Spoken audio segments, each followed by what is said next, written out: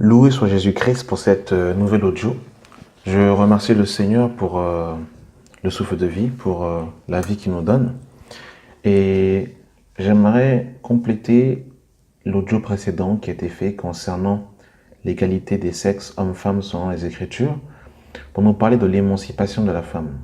Alors si je m'attelle sur la femme, ce n'est pas pour dénigrer la femme, ce n'est pas pour lui taper dessus loin de là, mais c'est tout simplement pour exhorter mes sœurs à prendre garde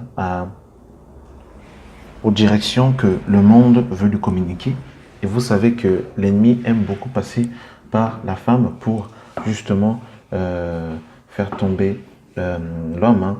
Donc, bien qu'il passe aussi par les hommes pour faire tomber les femmes, mais il s'attaque souvent à la femme pour la séduire et pour la détourner de ses voies. C'est pour ça que Satan est passé par la femme dans la Genèse. Et j'aimerais dans cet audio nous parler de l'émancipation de la femme. Qu'est-ce que j'entends par émancipation? C'est pas, je dirais, le réveil, le girl power, la femme libérale que le monde veut nous communiquer. Et j'aimerais véritablement dans cet audio parler sans détour, parler sans sentiment charnel, mais véritablement en fait parler avec une pleine autorité, une pleine assurance, une pleine conviction pour justement exhorter mes sœurs en Christ. Je sais que dans cet audio, celles qui sont du Seigneur, même si dans un premier temps elles ne sont pas d'accord, elles reconnaîtront que ce qui est dit vient du Seigneur. J'aimerais dans un premier temps dans cet audio m'appuyer sur des textes historiques sur justement la place de la femme et à quel moment, à quelle période la femme justement est sortie de sa cachette et qu'elle a été justement propulsée à l'avant, qu'elle est rentrée dans une position qui ne lui était pas due. Donc j'aimerais bien évidemment lire après les textes des Écritures, hein, pour tous nous appuyer sur les Écritures, mais j'aimerais aussi m'atteler sur l'histoire, sur des faits historiques. Parce que lorsque nous disons par exemple que la femme n'est pas appelée à enseigner, eh bien, il est important de savoir à quel moment la femme a commencé à enseigner dans les Écritures. La femme a commencé à enseigner, pardon, autant pour moi, dans l'histoire. Parce que quand nous disons que la femme n'est pas appelée à enseigner, beaucoup sont scandalisés. Mais ça ne remonte pas de longtemps, de si longtemps. Et les personnes ne connaissent même pas à quel moment la femme a commencé à enseigner et sur quelle base elle a commencé à enseigner. Et je vais m'appuyer sur des textes historiques où j'ai fait quelques petites recherches que j'aimerais partager avec vous. Donc je vais vous lire quelques petits textes dont j'ai trouvé qui étaient vraiment très intéressants, que je veux partager avec vous ici. Donc en fait, ça nous parle en fait de l'émancipation de la femme et des premières femmes en fait qui ont commencé à enseigner la parole de Dieu. Et par la suite, j'aimerais vous parler aussi justement de la société. À quel moment aussi la société a propulsé justement ou donné des droits à la femme dans l'histoire du monde qui justement crée aujourd'hui beaucoup de désordre et beaucoup de dégâts. Voilà. Donc, les femmes pasteurs, en fait, ça a commencé entre 1900 et 1960. Et quel a été l'élément déclencheur de cela?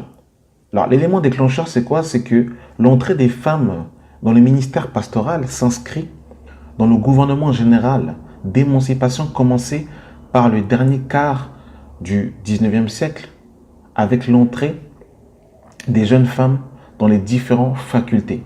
Elle fut aidée par la nécessité de remplacer des hommes durant les 2 dernières guerres mondiales. Alors en fait, ce qu'il faut savoir, c'est que pendant la guerre mondiale, beaucoup d'hommes en fait vont aller au front et beaucoup d'hommes vont mourir. Et quand en fait ces hommes vont mourir, ils vont être remplacés.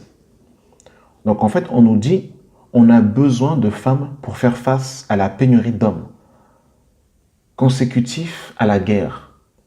L'ordre de la bienséance d'honneur exigeait que les femmes se taisent lorsque les femmes parlent. Mais lorsqu'aucun homme ne parle, il devient nécessaire que les femmes prêchent. Écrit Luther en 1951. Donc je vais relire ce que Luther a stipulé. Donc Luther en fait va écrire un décret Et en disant cela, l'ordre, la bienséance d'honneur exige que les femmes se taisent lorsque les hommes parlent. Mais lorsqu'aucun homme ne parle, il devient nécessaire que les femmes prêchent. Donc c'est Luther qui écrit cela en 1521. Et cela définit la mentalité des églises vis-à-vis des femmes dans la première moitié du XXe siècle. Et on nous dit par la suite, parce que la Première Guerre mondiale a mis au travail les femmes pour remplacer les hommes, aussi bien dans les usines qu'à la poste, des cas sont connus d'épouses des pasteurs mobilisés ou tués qui remplaceraient leur mari en poursuivant leur rôle habituel auprès des enfants, auprès des malades, qui prêchent même assurément service funèbre et baptême. Donc, l'origine en fait de la femme qui s'est mise à enseigner, c'est à partir justement des 2 précédentes guerres mondiales. Les 2 précédentes guerres mondiales ont fait beaucoup de dégâts, ont tué beaucoup d'hommes. Et c'est à ce moment-là où la femme justement a commencé à travailler, a commencé à sortir justement de son foyer et a commencé justement à prendre justement en fait une place. Et ça c'est important de le savoir. Ça fait partie de l'histoire et il faut que les enfants de Dieu soient conscients de ces réalités spirituelles. Et pour votre information, la première femme pasteur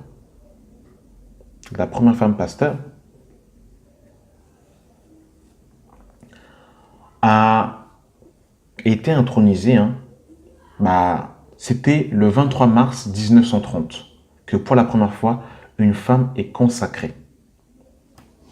C'est Berthe dans l'église réformée d'Alsace et de Lorraine. Donc c'est la première femme qui a été en fait intronisée et qui a été en fait consacrée pasteur. Avec aussi l'un des articles aussi de Luther justement. Ça va petit à petit commencer à pousser la femme justement dans l'enseignement. Et j'ai ici avec moi, en face de moi, quelques dates justement. On va nous parler des pionnières, de certaines femmes en fait dans l'histoire qui vont avoir une place prépondérante, émergente, qui vont en fait donner la possibilité aux femmes de pouvoir exercer et enseigner au sein de l'Église. Donc de 1808 à 1986, nous avons Elisabeth Schmid. Donc, elle incarne la lutte pour le ministère pastoral dans l'Église réformée de France. Elle avait étudié la philosophie à la Sorbonne, puis la théologie à Geneviève. Elle fut sa paroisse qui demanda sa consécration. Nous avons ensuite Geneviève Jonte, de 1906 à 1983, donc ordonnée le 5 septembre 1937, elle fut la première pasteur du petit Saint-Temple Saint-Jean que la famille Peugeot avait fait ériger à ses frais pour un nouveau quartier ouvrier.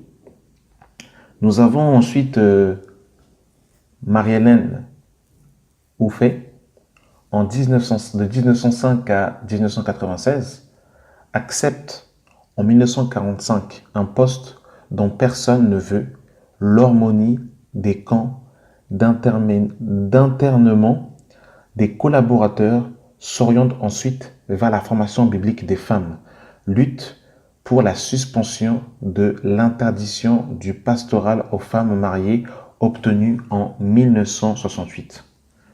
Nous avons par la suite Jeanne Zuchet, née en 1917, études théologiques à Geneviève, complémentées à Paris, assistant de paroisse dans l'Église réformée, à la mission populaire en banlieue, puis dans l'Église évangélique luthérienne, ordonnée à 58 ans à la pastorale de Suresnes.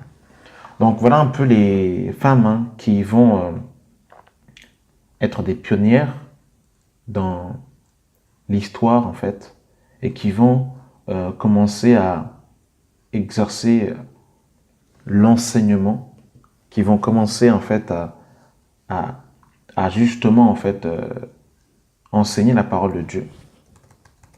Et ça, beaucoup d'enfants de Dieu ne le savent pas. Beaucoup disent non, mais l'esprit fait ce qu'il veut, l'esprit fait ce qu'il veut.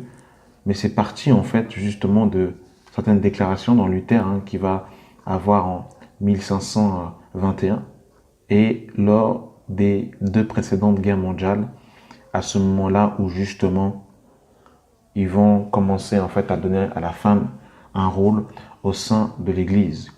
Et la société aussi va donner en fait plus de liberté aux femmes mariées. À partir du XXe siècle, l'émancipation des femmes se traduit de nouveaux droits et de nouvelles libertés, en particulier pour les femmes mariées. En 1907, la loi accorde aux femmes mariées la liberté, la loi accorde aux femmes mariées la libre disposition de leur salaire. En 1920, la femme mariée peut adhérer à un syndicat sans l'autorisation de son mari.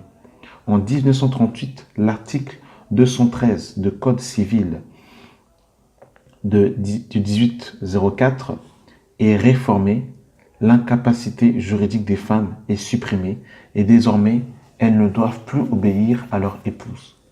En 1965, la femme peut exercer une profession et gérer leurs biens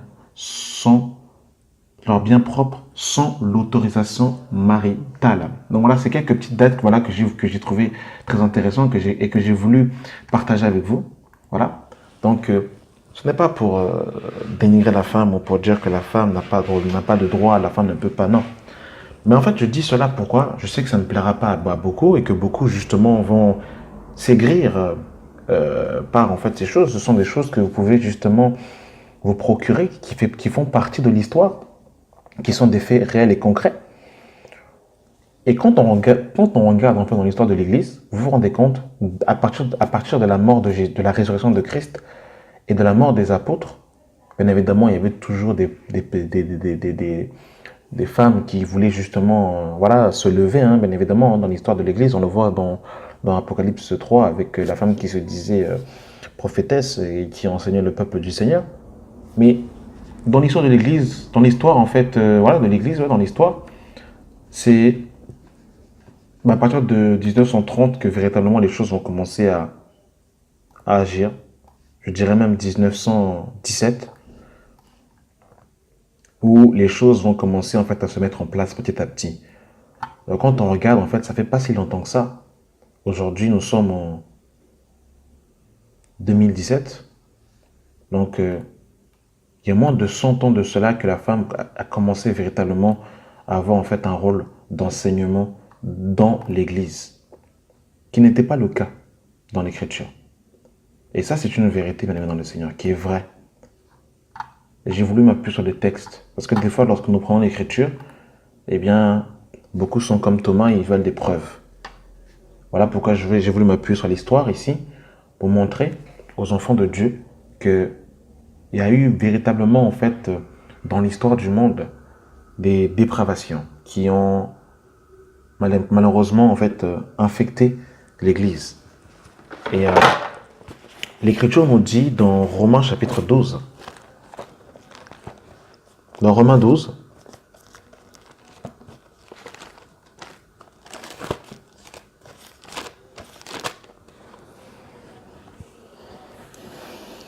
le verset 2. Ne vous conformez pas au siècle présent, mais soyez transformés par le renouvellement de l'intelligence, afin que vous discerniez quelle est la volonté de Dieu, ce qui est bon, agréable et parfait. Il est vraiment important, maintenant, dans le Seigneur, que nous soyons réformés dans nos consciences, afin que nous puissions avoir l'instruction qui vient de Dieu, qui vient du Seigneur Jésus-Christ, et non des hommes, afin que notre foi soit basée exclusivement sur les Saintes Écritures, sur la parole de Dieu. Nous sommes dans Ésaïe chapitre 5. Nous allons lire quelques textes qui montrent que la femme, en fait, a sa place. Nous avons dit précédemment dans la vidéo, dans l'audio intérieur, où nous avons parlé en fait du rôle de l'homme et de la femme. Loin de nous de la pensée de dire que la femme doit avoir la bouche muselée, qu'elle ne peut pas prier, qu'elle ne peut pas prophétiser, qu'elle ne peut pas chanter, qu'elle ne peut pas témoigner, qu'elle ne peut pas encourager. Loin de nous cette pensée. Parce que la femme, nous voyons que nous avons déjà fait justement des vidéos concernant ce sujet. Vous pouvez aller toujours voir. Nous avons fait 2 volets sur le rôle de la femme. En 2 volets, nous avons en fait, après nous nous sommes attelés justement à exposer et prendre le temps de justement de décrire ce que la femme pouvait faire et ce qu'elle ne pouvait pas faire. Et là, j'ai voulu en fait aller dans la continuité de l'audio précédent où j'ai voulu justement parler de l'émancipation de la femme. Dans Ésaïe chapitre 3, le verset 12, il est écrit « Mon peuple a pour oppresseur des enfants, et des femmes dominent sur lui. Mon peuple, ceux qui te conduisent t'égarent, et ils corrompent la voie dans laquelle tu marches. » Donc voyez-vous, et des femmes dominent sur lui, mon peuple, ceux qui te conduisent t'égarent. La femme n'est pas appelée, bien évidemment, dans le Seigneur, à un rôle en fait d'enseignement, qui fait partie en fait des 5 ministères d'autorité, selon Éphésiens chapitre 5 à partir du verset 11. Apôtre, docteur, prophète, pasteur, évangéliste. Dans Actes des apôtres, à partir de la naissance de l'Église, bien évidemment, dans le Seigneur, nous ne voyons pas de femmes en fait être dans un ministère d'enseignement, de diriger une assemblée, d'être au front, de poser la doctrine, de poser l'enseignement. Nous ne voyons pas cela, bien évidemment, dans le Seigneur, dans les Écritures. Et ça ne sert à rien, bien évidemment, dans le Seigneur, d'être aigri, d'être dans la colère, d'avoir des propos injurieux. Mais il faut être appuyé sur le fondement des Écritures. Parce que c'est l'Écriture qui nous conduit dans toute la vérité. C'est la parole qui est notre guide, qui est notre code de la route. Et nous voulons nous appuyer sur les textes, tout simplement. Nous ne voulons pas, bien aimé dans le Seigneur, dire des choses qui sortent de notre chapeau. Nous voulons tout simplement nous appuyer sur les textes. Ce que dit l'Écriture, aussi simple que ça. Aussi simplement que ça. Dans 1 Timothée, chapitre 2, dans 1 Timothée chapitre 2,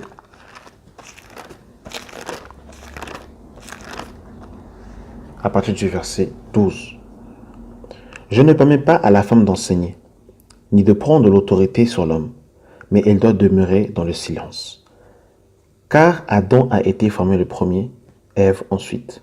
Ce n'est pas Adam qui a été séduite, c'est la femme qui séduite s'est rendue coupable de transgression. Elle sera néanmoins sauvée en devenant mère si elle persévère avec modestie dans la foi, dans la charité et dans la sainteté. Donc la raison que Paul donne, ça n'a rien à voir avec un contexte historique. Paul se tague et s'appuie en revenant au commencement, au verset 13. On nous dit que car Adam a été formé le premier. Dans un premier temps, on nous parle déjà en fait de l'ordre divin. L'homme est le pionnier, l'homme créé avant, l'homme est la tête, l'homme est la direction, l'homme est l'autorité. Et pour votre information, l'enseignement est une forme d'autorité. Quand une femme enseigne, quand une femme prêche et qu'elle pose la doctrine, elle prend autorité. Directement ou indirectement, elle prend autorité. Or que dans l'Écriture, il n'est pas donné à la femme de prendre des autorités, de donner des directions. Et même pour votre information, souvenez-vous, je vous invite à les méditer. Lorsque l'ange va venir parler à Marie, il va dire à Marie qu'elle aurait un fils. Mais quand il va s'agir de fuir en Égypte, l'ange va aller voir Joseph. Parce que Joseph est l'autorité, Joseph est le chef. Donc c'est Joseph qui devait prendre sa femme. Donc Dieu est passé par l'homme pour donner la direction pour que Joseph conduise sa femme vers l'Égypte, pour fuir avec l'enfant Jésus. Dieu respecte ce principe. Dieu respecte cette autorité. Et ça, c'est très important, c'est très intéressant. C'est capital de comprendre cela. L'homme a été formé le premier, Ève ensuite. Ce n'est pas Adam qui a été séduite, c'est la femme qui s'est séduite, s'est rendue coupable de transgression. Lorsque Paul dit cela, il ne parle pas en fait, d'un contexte historique. Il revient justement à l'origine même de la création. Il revient à la Genèse. Il revient dans le jardin d'Éden. Et dans le jardin d'Éden, il n'y avait ni Corinthe, il n'y avait ni Éphèse. Il n'y avait ni femme prostituée, ni femme rasée.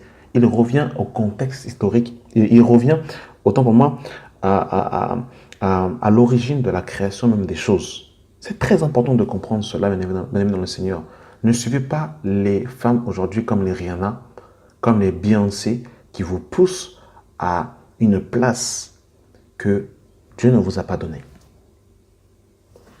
Et dans 1 Corinthiens 14, à partir du verset 34, que les femmes se taisent dans les assemblées, car il ne leur est pas permis d'y parler, mais qu'elles soient soumises selon que dit aussi la loi. Si elles veulent s'inscrire sur quelque chose, qu'elles interrogent leur mari à la maison, car il est malséant à une femme de parler dans l'église. Je vais revenir sur le verset 34. Que les femmes se taisent dans les assemblées, car il ne leur est pas permis d'y parler, mais qu'elles soient soumises selon que le dit aussi la loi. Selon que le dit aussi la loi. Donc quand Paul dit cela, il s'appuie sur les textes du Pentateuque. Il s'appuie sur les textes de la loi. Donc la loi confirmait déjà que la femme devait être soumise, que la femme était soumise, que la femme devait être cachée, que la femme devait en fait être dans la discrétion et que la femme ne devait pas en fait être propulsée comme ça en avant, propulsée en fait à une tête, propulsée en fait à une, comment dire, en avant comme ça, propulsée au front. Et je vous invite, pour ceux qui n'ont pas eu le temps d'écouter la vidéo précédente où nous avons parlé de l'égalité de l'homme et de la femme, où justement nous apportons certains éléments qui ne sont peut-être pas exposés dans cette audio afin d'avoir un parfait équilibre. On va vous bien dans le Seigneur ce que la parole de Dieu nous dit. Et beaucoup peuvent dire oui, mais ça c'est Paul qui parle, mais regardez ce que le Seigneur va dire lui-même dans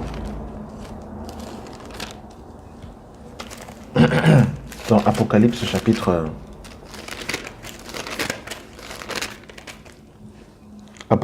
2, le verset 18. Écrit à l'ange de l'église de Thyatire.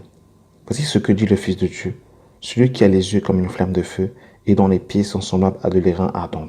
Je connais tes œuvres, ton amour, ta foi, ton fidèle service, ta constance et tes dernières œuvres plus nombreuses que les premières. Mais ce que j'ai contre toi, c'est que tu laisses la femme Jézabel, qui se dit prophétesse, enseigner et séduire mes serviteurs pour qu'ils se livrent à l'impudicité et qu'ils mangent des viandes sacrifiées aux idoles. Je lui ai donné du temps afin qu'elle se repentît, mais elle ne veut pas se repentir de son impudicité. Voici, je vais la jeter sur un lit et envoyer une grande tribulation à ceux qui commettent adultère avec elle, à moins qu'elle ne se repentent de leurs œuvres. Donc, voyez-vous, cette femme qui se disait prophétesse, qui enseignait et qui ne lui était pas permis d'enseigner, mais maintenant le Seigneur va la reprendre, et le Seigneur va la réprimander. Et lorsque même nous voyons, bien-aimés dans le Seigneur, les 12 qui vont être choisis par le Seigneur, nous sommes dans Matthieu 10.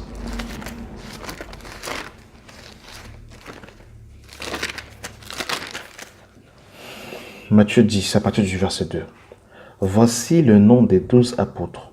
Le premier Simon, appelé Pierre, André son frère, Jacques, fils de Zébédée, et Jean son frère, Philippe et Barthélemy, Thomas et Matthieu, le publicain, Jacques, fils d'Alphée, et Thaddée, Simon, le Cananite, et Judas, l'Iscariote, celui qui livra Jésus. Tels sont les 12 que Jésus envoya. Donc ici, nous voyons que Jésus avait choisi 12 apôtres. Mais attention, parmi les 12 apôtres, il y avait des femmes qui suivaient Jésus. Nous sommes pour ça dans Luc, pour confirmer cela.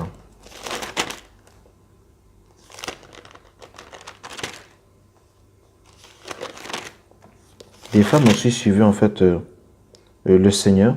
Luc 8, à partir du verset 1. Ensuite, Jésus allait de ville en ville et de village en village, prêchant et annonçant la bonne nouvelle du royaume de Dieu. Les 12 étaient avec lui, et quelques femmes qui avaient été guéries d'esprits malins et de malades. Marie, dite de Magdala, à laquelle étaient sortis 7 démons, Jeanne, femme de Susa, intendante d'Hérode, Suzanne et plusieurs autres femmes qui l'assistaient de leurs biens.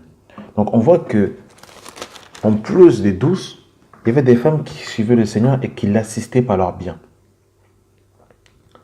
À un moment donné, dans l'histoire, l'un des 12 va perdre la vie. Nous connaissons tous, en fait, c'est Judas qui va livrer le Seigneur et qui va se pendre, qui va mourir. Et par la suite, dans Actes des Apôtres, eh bien, Judas va être remplacé. Et Judas va être remplacé et nous voulons voir justement quelles sont les déclarations qui vont être dites justement pour remplacer Judas. Dans Acte 1, à partir du verset 21, il faut donc que parmi ceux qui nous ont accompagnés tout le temps que le Seigneur Jésus a vécu avec nous, puisse, depuis le baptême de Jean jusqu'au jour où il a été enlevé du milieu de nous, il y en ait un qui nous soit associé comme témoin de sa résurrection. Et je voudrais juste m'arrêter sur le verset 22 de Acte 1, où on nous parle justement, en fait, ici, ils sont en train de parler de quelqu'un qui devait remplacer Judas. Quelqu'un qui devait remplacer Judas, parce que Judas était mort tout simplement et qu'il fallait le remplacer. Et bien aimé dans le Seigneur, lorsque nous lisons Luc 24, les premières qui ont été témoins de la résurrection de Jésus sont des femmes. Si nous lisons Luc 24 à partir du verset 1, le premier jour de la semaine, elles se rendirent au sépulcre de grand matin, portant des aromates qu'elles avaient préparés et quelques personnes les accompagnaient. Elles trouvèrent que la pierre avait été roulée et devant le sépulcre, et étant entrées, elles ne trouvaient pas le corps du Seigneur Jésus-Christ. Et comme elles ne savaient que penser de cela, voici deux hommes leur apparus en habits resplendissants. Saisis de frayeur, elle s'abaissa le visage contre terre. Mais il leur dit, pourquoi cherchez-vous parmi les morts celui qui est vivant? Il n'est point ici, mais il est ressuscité. Souvenez-vous de quelle manière il vous parlait lorsqu'il était encore en Galilée et qu'il disait, il faut que le Fils de l'homme soit livré entre les mains des pécheurs, qu'il soit crucifié et qu'il ressuscite le troisième jour. Elles se ressouvinrent des paroles que Jésus, à leur retour du sépulcre, qu'elles annoncèrent toutes ces choses aux 11 et à tous les autres. Celles qui dirent ces choses aux apôtres étaient Marie de Magdala, Jeanne, Marie, mère de Jacques, et les autres qui étaient avec elle. Donc, on voit que, pour revenir dans Actes chapitre 1, lorsque ils vont choisir le remplaçant de Judas, eh bien on voit, quand je vais relire à partir du verset 20 de Acte 1, or il est écrit dans le livre des psaumes que sa demeure devienne désert et que personne ne l'habite. Et quelques autres prennent sa charge. Il faut donc que parmi ceux qui nous ont accompagnés tout le temps que le Seigneur Jésus a vécu avec nous, depuis le baptême de Jean jusqu'au jour où il a été enlevé du milieu de nous, il y en ait un qui nous soit associé comme témoin de sa résurrection. Et nous avons vu dans Luc 23 que les premières qui ont été témoins de la résurrection étaient des femmes. Ils en présentèrent deux, Joseph et Barnabas. Ils sont nommés Justus et Matthias. Puis ils firent cette prière. Seigneur, toi qui connais le cœur de tout, désigne lequel de ces deux tu as choisi afin qu'il ait part à ce ministre, à cet apostolat que Judas a abandonné pour aller en son lieu. Il tirait au sort et le sort tomba sur Matthias qui fut associé aux 11 apôtres. Donc voyez-vous, bien aimé dans le Seigneur, Matthias va remplacer Judas. Mais ce qui est intéressant, c'est que ce qui est intéressant, c'est que, comme nous l'avons dit précédemment, il y avait des femmes qui avaient accompagné le Seigneur lors de son ministère. Et nous avons vu clairement que les premières personnes qui étaient résurrectées, qui étaient conscientes et qui ont été témoins de la résurrection du Maître étaient des femmes. Mais les apôtres savaient que les femmes ne sont pas appelées au ministère de l'enseignement pour poser la doctrine, pour aller au front, pour combattre les faux prophètes, pour poser la doctrine. il n'en était pas ainsi dans les textes, dans les Écritures. Donc c'est pour ça que j'ai voulu encore parler de ce sujet, pour éclairer les enfants de Dieu. Je sais que beaucoup vont grincer des dents en écoutant cet audio, mais ceux qui marchent par l'esprit, même ceux qui dans un premier temps ne sont pas d'accord, ceux qui aiment le Seigneur, ceux qui aiment la vérité, l'Esprit du Seigneur, l'Esprit de Christ les convaincra dans toute la vérité. Mais ceux qui n'aiment pas la parole, ceux qui n'aiment pas la saine doctrine, ceux qui aiment les fables, ceux qui aiment les sottises, ceux qui aiment boire en fait de l'eau sale, ne pourront que prendre des pierres et lapider les enfants du Seigneur. Je suis prêt à recevoir des pierres pour dire la vérité. Que le nom du Seigneur Jésus-Christ soit béni. Merci d'avoir pris le temps d'écouter cet audio et que la grâce et la paix soient avec vous dans le nom de notre Seigneur et Sauveur Jésus-Christ. Amen.